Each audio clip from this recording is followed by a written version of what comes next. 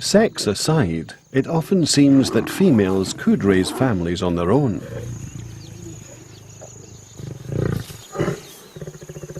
It's often the females that do the work and take the greatest risks.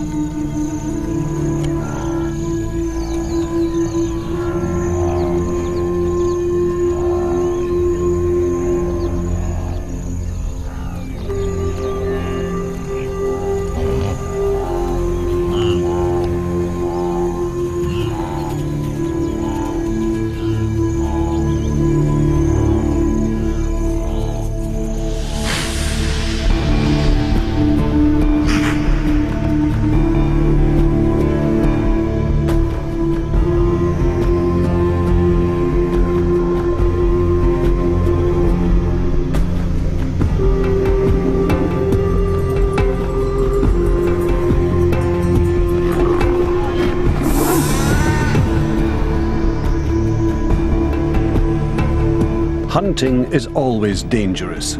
Even when caught, prey can still injure the hunters.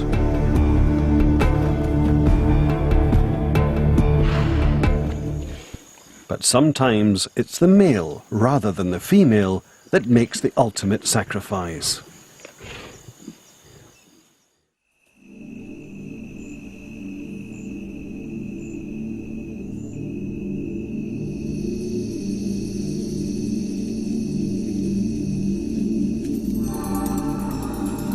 This male redback spider has found a female's lair. But will she see him as a potential suitor or her next meal? His footsteps vibrate the web in a particular way that he hopes will identify him. She gets the right message and stays still. Tentatively, he maneuvers into place. One false move, and he'll be dead.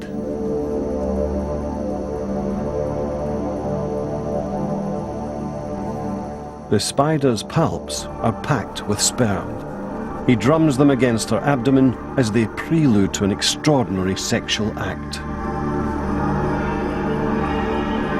He plunges the palp into the female and begins to transfer sperm. But then, he makes a bizarre move. He flips his body over into the female's jaws. He forfeits his own life, all for the sake of sex. But there's method to his madness. While she eats, he continues to inject sperm. And more sperm means more babies to carry on his genetic line. Genetically, it makes perfect sense. He has to die sometime, and by trading in his life early, he ensures a bigger stake in the next generation. Amazingly, suicidal strategies such as this are not uncommon.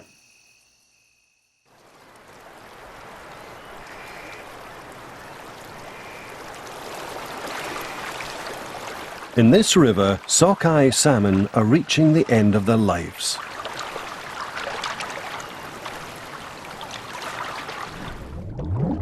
Over the past few weeks, they have swum 1,600 kilometers upstream from the ocean, instinctively driven in search of sex.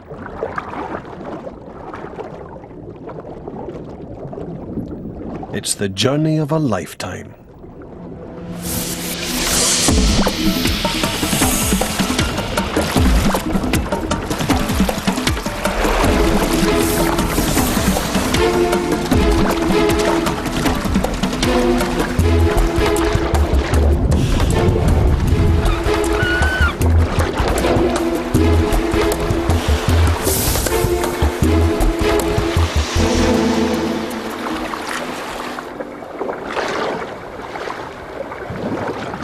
Finally, they reach the very gravel bed where they themselves first hatched.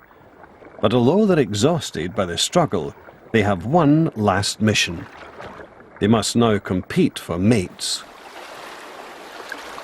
The males jostle one another for the chance to fertilize a female's eggs.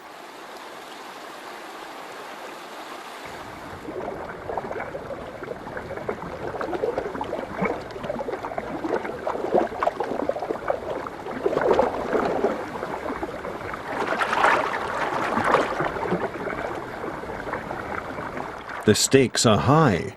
Those that win will breed, and their genetic line will continue, while those that lose are destined to evolutionary oblivion.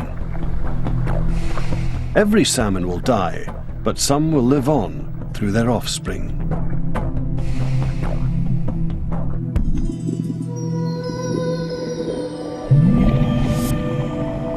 Within each egg lie the blueprints of life, genes inherited from both parents. Instructed by those genes, a shapeless egg turns into a baby salmon. A salmon with the genetic pedigree to breed successfully. The secrets of breeding success are also passed from generation to generation within these genes.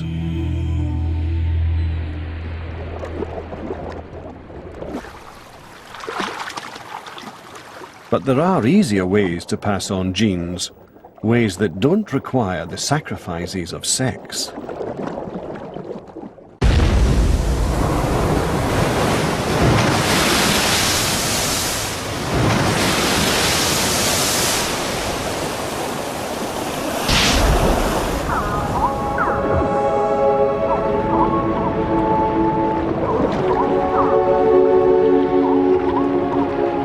These sea anemones can reproduce without a partner.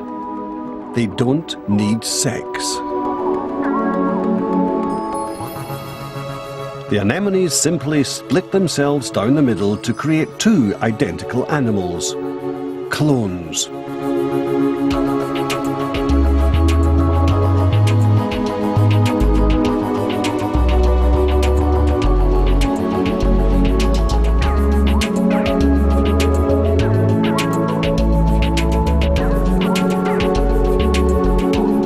It's a very effective way to breed. There's no need to expend time searching for a mate, and the process itself is quick. In just a few hours, one anemone can divide into babies able to reproduce in exactly the same way. The young anemone is a perfect clone of its parent, sharing identical genes.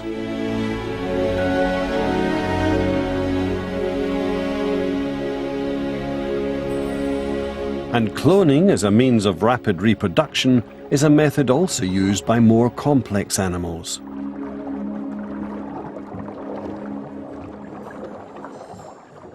In the wake of a tropical cyclone, a raft of vegetation drifts in the ocean. On board is a small passenger, a female gecko.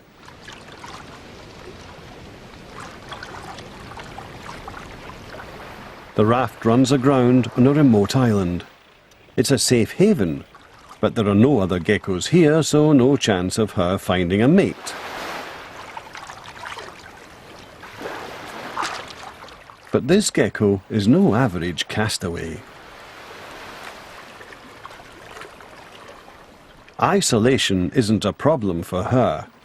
It's an opportunity. Because she's fully equipped to reproduce alone. Once in the shady interior of the island, she wastes no time in starting her own colony. She lays eggs, but she doesn't need a male to fertilize them. The embryos that develop inside each are identical to the mother. Perfect clones.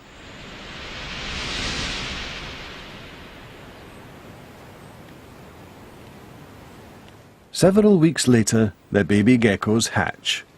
They're all female and can also lay eggs without needing to mate. Soon the island will be crawling with geckos, all descended from a single mother. In this species, there are no males.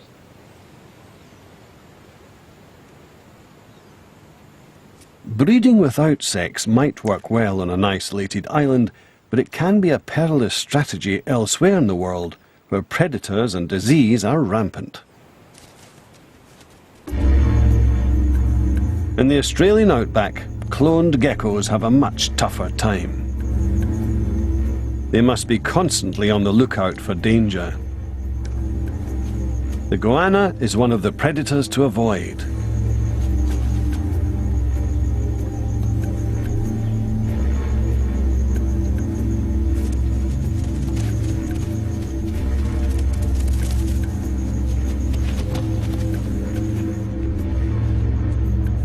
But other threats are much harder to hide from. Tiny parasitic mites around the gecko's eyes suck her blood. Unseen diseases can also kill them. And if one gecko falls ill, the whole population of identical clones is at risk. Like their island relatives, these geckos multiply rapidly. Each gives birth to numerous female clones. But here, cloning is a double-edged sword. If a parasite finds a weakness in one gecko, it can infect all the others.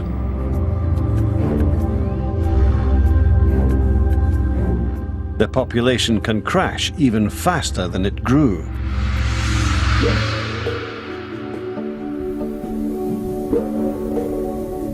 But living alongside the clones are other female geckos that do pair with males and multiply through sex.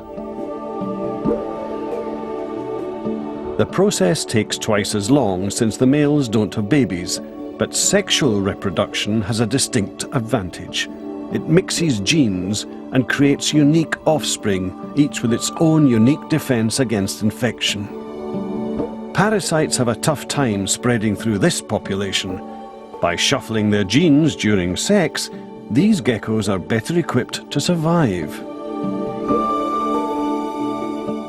This key advantage helps explain why sex is so widespread.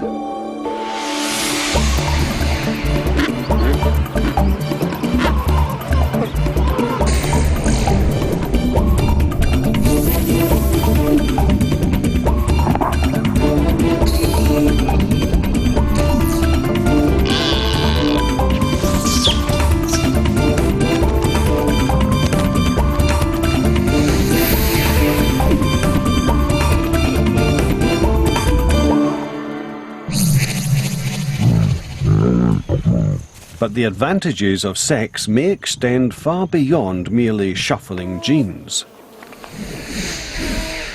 Sex revitalizes the genes themselves.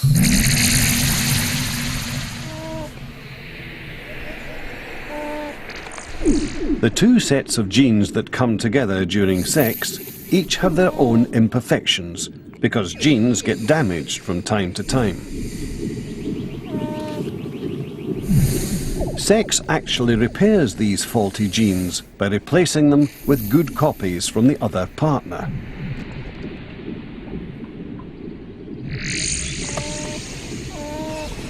With sex constantly rejuvenating genes, each generation becomes stronger than the last.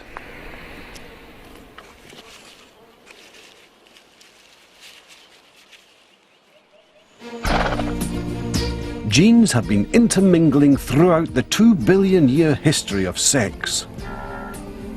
And it's the new combinations that result that propel evolution forward.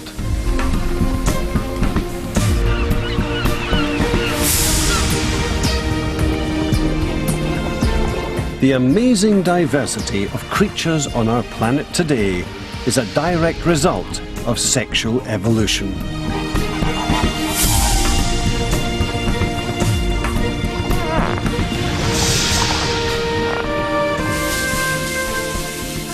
Sexual animals must swap genes when they breed, and in the mating game, the challenge is to find the best.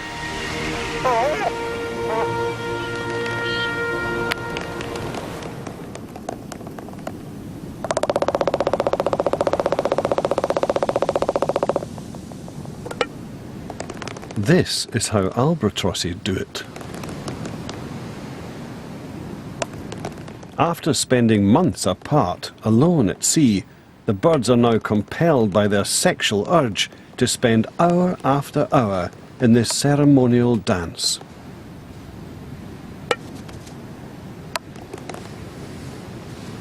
But this is not frivolous flirtation. This is how they pick sexual partners.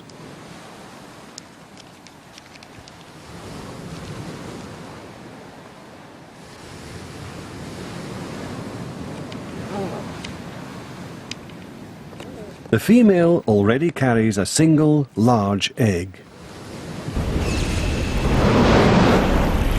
A rare and valuable contribution towards the next generation. But a male produces millions of sperm. Tiny, inexpensive packages of genes. This difference in size is key to the evolution of sex.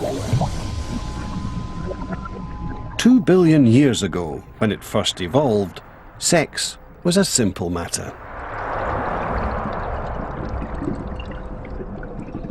Cells simply bumped into each other and then swapped genes.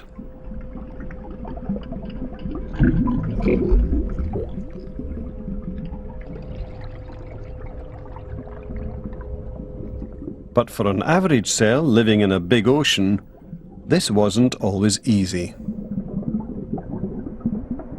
Smaller, more agile cells were better at finding partners.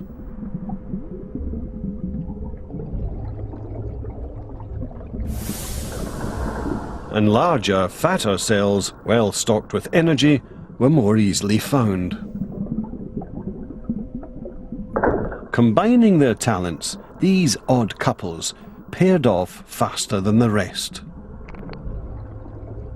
Soon, the seas were filled with cells specialized for sex. Large eggs and tiny sperm were here to stay.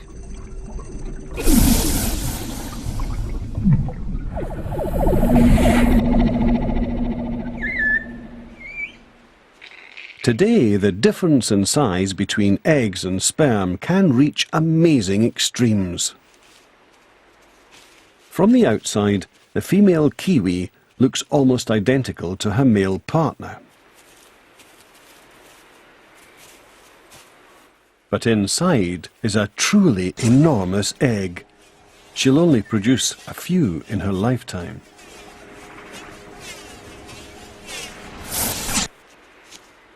The male, on the other hand, produces millions of sperm every time he mates, enough to fertilize every female kiwi on the planet. Quantity versus quality. Male versus female. Each sex has its part to play in this game. But some curious creatures play on both sides. Some of the animals here in Australia's Great Barrier Reef are hermaphrodites, both male and female.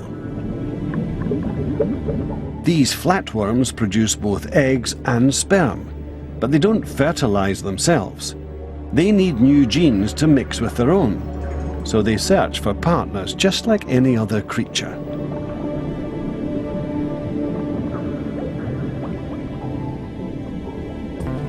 But when they meet, they first need to determine which will play the male and which the female role. They do this by penis fencing. Each flatworm stabs at the other with its harpoon-like penis, trying to pierce the other worm's skin.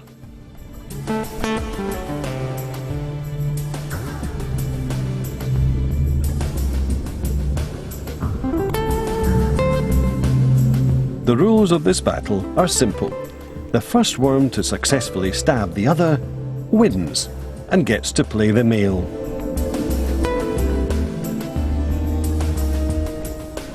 These flatworms even have two penises, twice as effective in battle and capable of injecting all the more sperm. Their sperm are small and they've plenty to spare, while they keep their large, valuable eggs in reserve. But in this contest, there's triumph in defeat. The eggs from this union will be fertilized by the sperm with the winning genes, an asset to the next generation. For male animals, spreading their genes is cheap and relatively easy.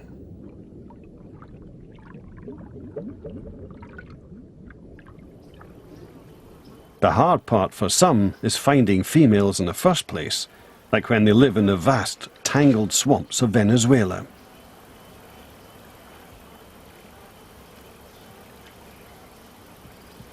Here, all eyes are on the lookout for a dangerous, predatory female.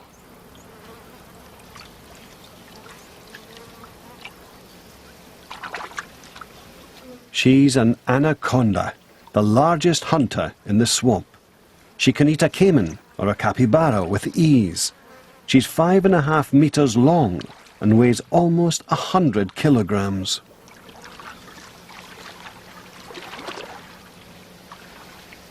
And the larger she is, the more young she can have.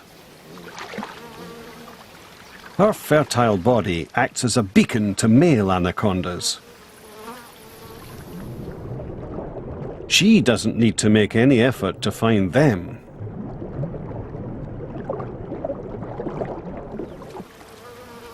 Male anacondas are tiny in comparison, at 1/4 of her weight. But he's sleek and agile, and up to the all-important challenge of locating the female.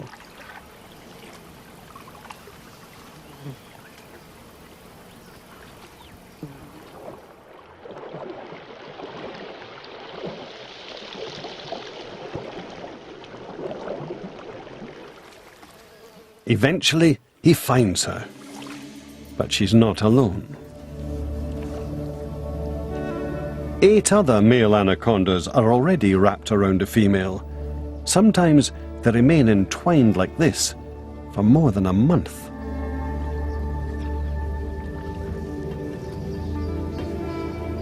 Each male has a pair of mating spurs he uses to stimulate the female and persuade her to mate. The males wrestle to be the winner in this serpentine battle for sex.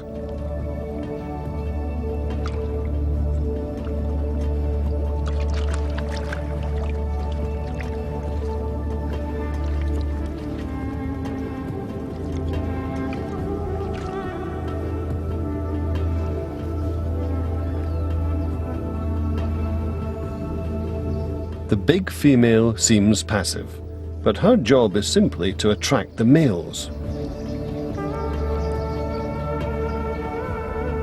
While they fight amongst themselves, she conserves her energy for later to nurture her eggs.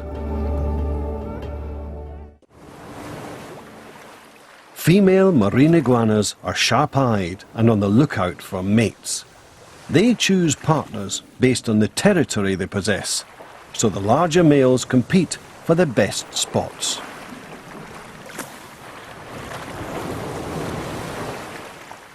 Until clear winners have emerged, eating rather than mating is the female's priority.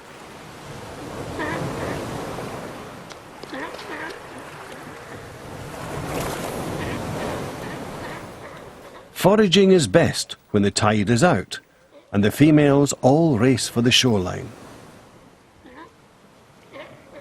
But for males, food is off the agenda. If they want sex, they must stay and fight. These often bloody battles sort out the men from the boys, important information for females looking for strong mates. But for now, the females gorge themselves on fresh seaweed. Food is vital to nourish the eggs growing inside them, no matter how hard it is to reach.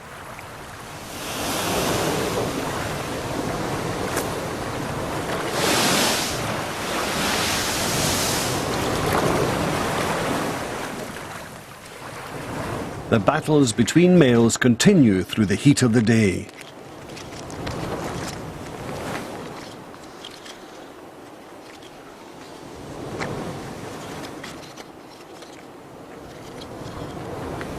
Eventually, the winner will take centre stage, ready for the female's return. As the females travel up the beach, they are watched by smaller males not strong enough to win fights. Their tactic is to jump on passing females.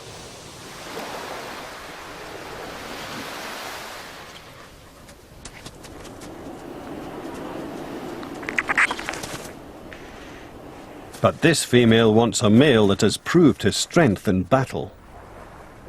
She continues on towards the rocks.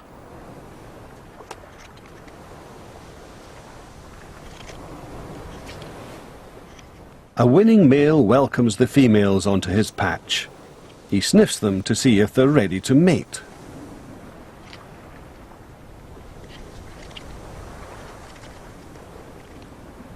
But even this is no guarantee of sex. The males still have to wait until the females accept them.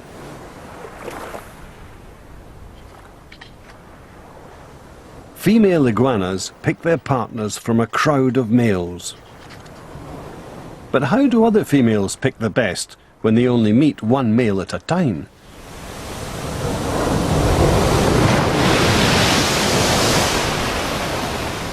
A surprising answer has been found in the woods of Ohio.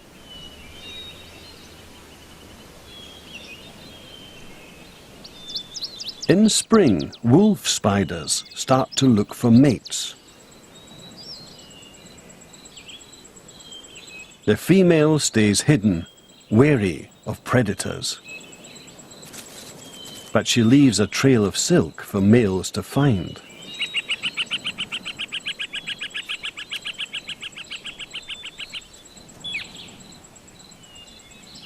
When one locates it, he detects the presence of a potential mate.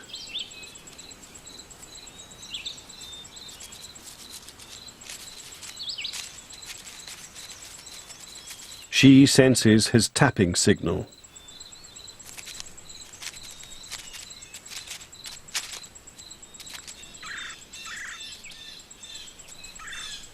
Then sees his waving legs.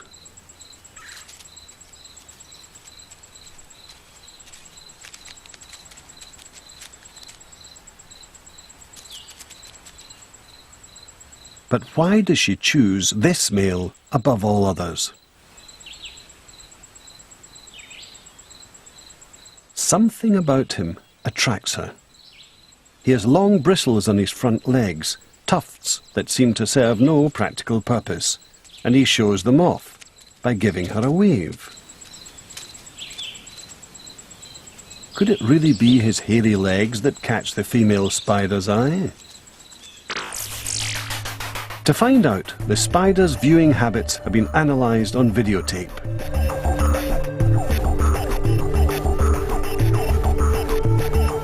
A mini TV screen plays life-size images of courting males to a female. But this male has no hair tufts on his legs, and the female is unimpressed.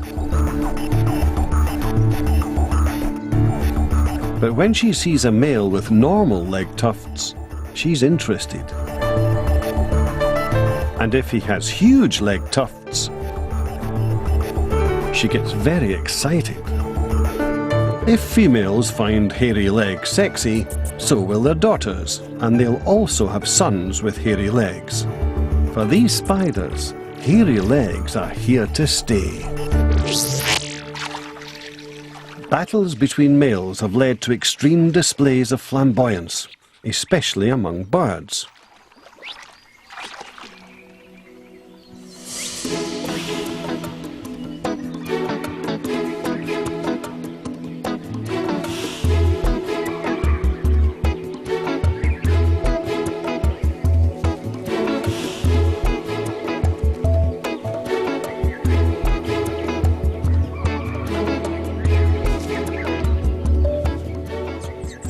And throughout the bird world, females carefully choose the best males they can find.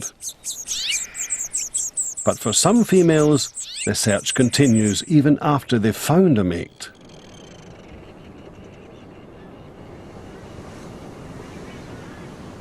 Blue-footed boobies live in densely packed colonies. They mate for life, but that doesn't mean they're sexually faithful.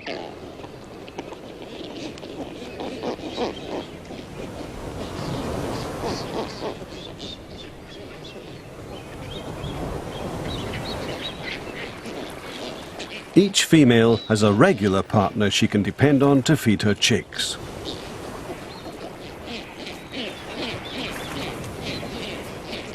But when he's away, she's not averse to a new romance.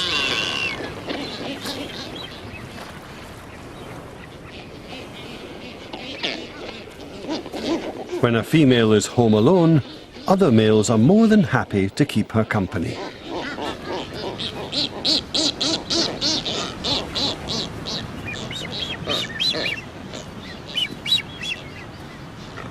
And while her mate's away, she's free to play the field. Infidelity makes sense. She already has a committed partner, but he may not have the best genes. It's possible that another male might have more to offer.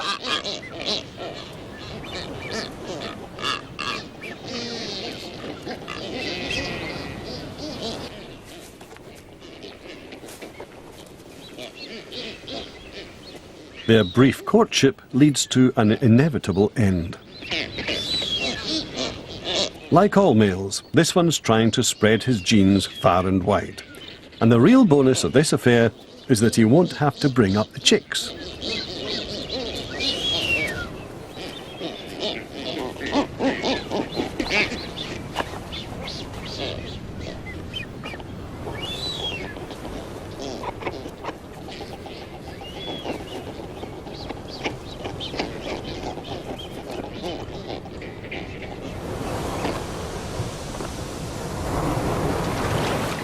Meanwhile, her regular partner goes on fishing in blissful ignorance.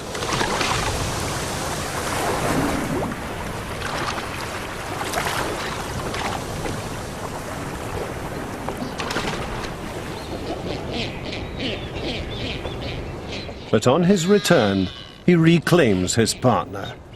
It's to his advantage to do so. Repeated mating will keep his sperm in the race to fertilize her eggs.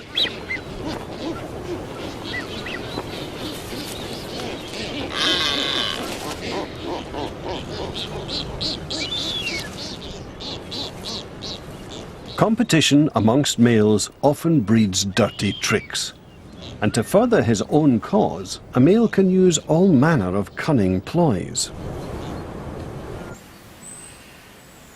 In the mountain meadows of Poland, another male does more than cheat a few rivals. He can exclude all his rivals. It's the Apollo butterfly. The males appear before the females, ready to mate quickly when the time comes.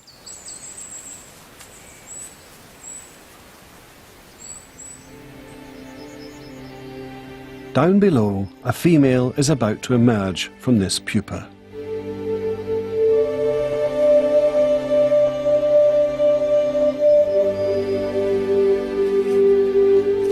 She'll be mated just once, by the male fast enough to beat the competition.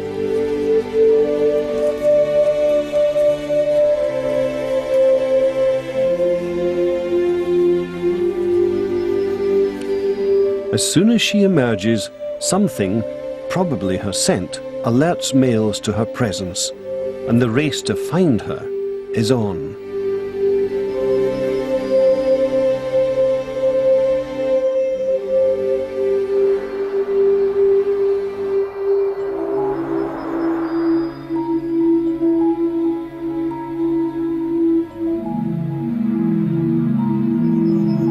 Before she's even taken her maiden flight, she's discovered by this male.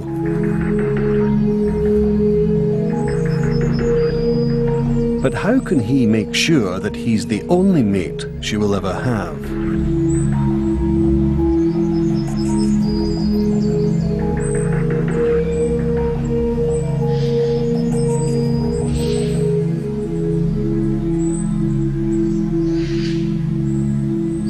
After successfully mating, he fits her with the insect equivalent of a chastity belt to ensure that his will be the only genes she receives.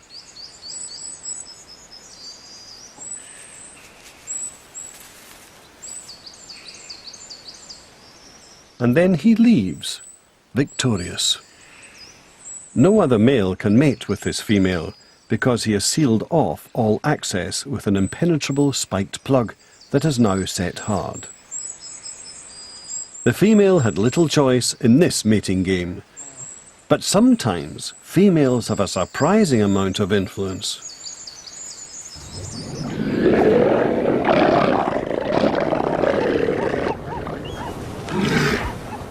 This harem of female elephant seals has been won by a single male known as the beach master. And it would seem that the females have no choice in the matter.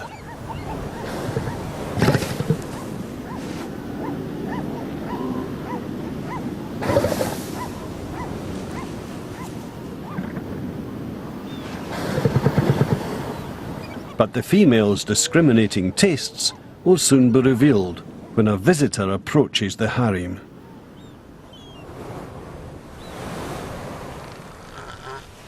Sneaking in from the sea, a young bull is looking for an opportunity.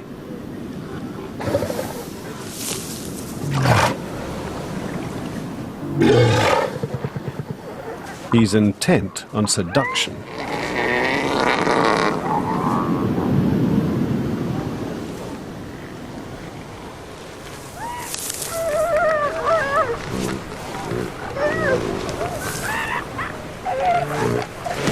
But the females raise objection to his advances.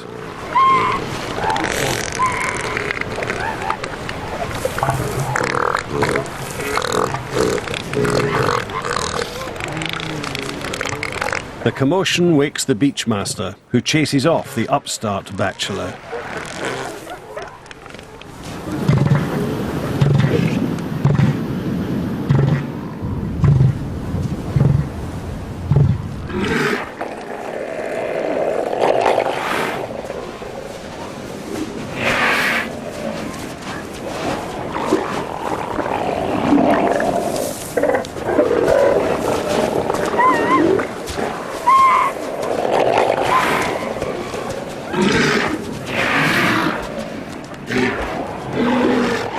Clearly, size does matter.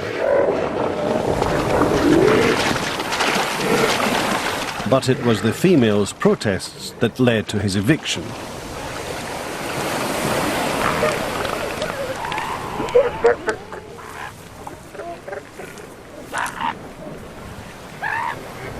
These females won't settle for second best. The harem master is dominant, but only because he gets a helping hand from his harem of willing concubines.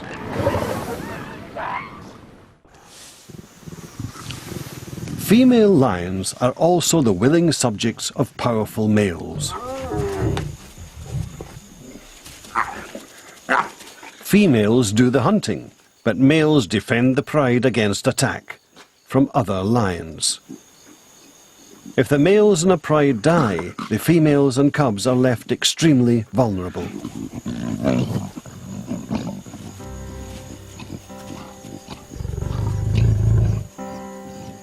There are always rogue males on the prowl, ready to take control.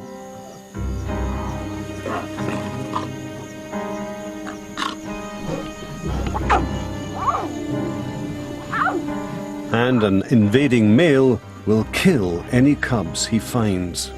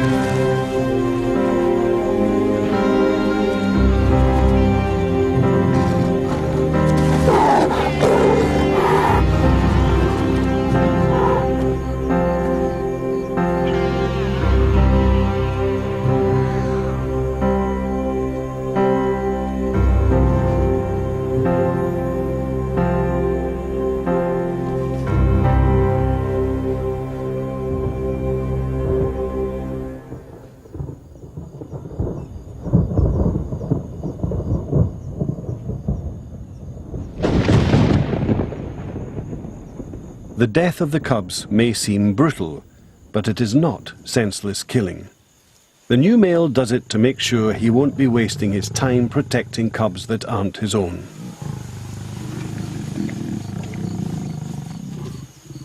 The female will soon bear his own young, and he'll stick around to protect them from other marauding males. In doing so, he also protects the female's new family. Despite their conflicts, males and females must cooperate. They need each other to bring their genes together in a vital combination, a renewal of life.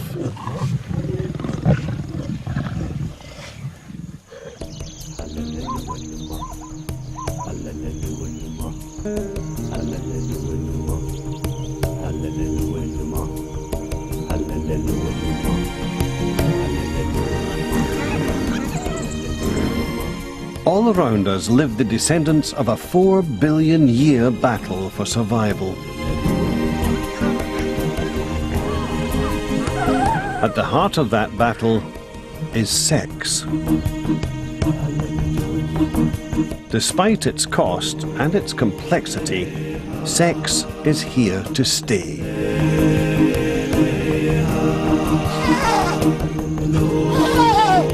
New life is born every minute, equipped with the right combination of genes from both parents, ready to survive in an ever-changing world.